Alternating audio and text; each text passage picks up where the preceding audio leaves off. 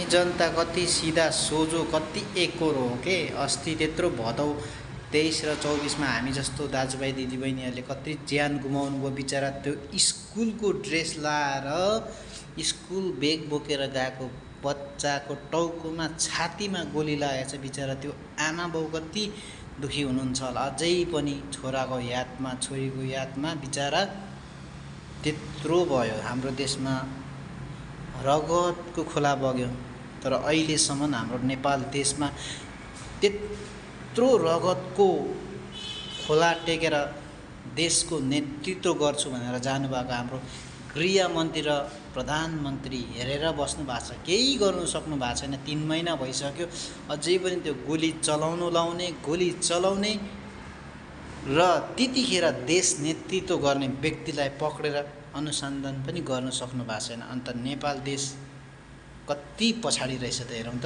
जे गरे पनि हुने रहेछ होइन नेपाल देशमा। के भन्नु।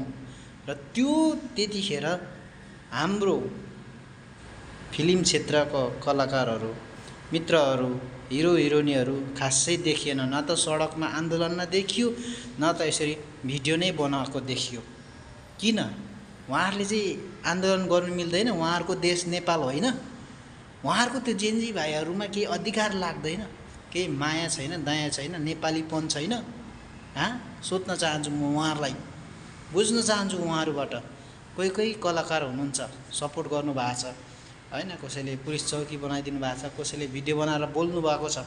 उहाँहरूलाई सलोट र जसले बनाउनु भएको छैन नि ती व्यक्तिहरू अहिले निस्किँदैछ। कुनै ठाउँमा महोत्सव हुँदैछ, त्यो महोत्सवमा जानको लागि दर्शकबिन हो नमस्ते, म तपाईँहरूकै फलना होइन, ल यति गते यति तारिक चाहिँ म यहाँ आउँदैछु, आउनु होला, तपाईँहरूको माया सपोर्ट सहयोगले नै आज म यहाँ पुगेको। हेर्नु त, हाम्रै सपोर्ट सहयोग मायाले नै उहाँ पुगेको रहेछ नि त, माथि पुगेको रहेछ। अनि हामीलाई पर्दा चाहिँ उहाँ आउँदै नआउने, बोल्दै नबोल्ने त्यस्तो मान्छेलाई हामीले किन सपोर्ट गर्ने? के बुझौँ न बुझौँ, अब नबुझेर कहिले बुझ्ने?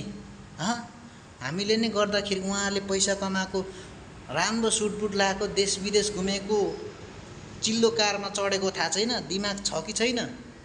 हो, त्यो भएको कारणले हामीलाई काम लाग्दैन भने हामी पनि उनीहरूलाई काम लाग्नु भएन के, सपोर्ट गर्नु भएन।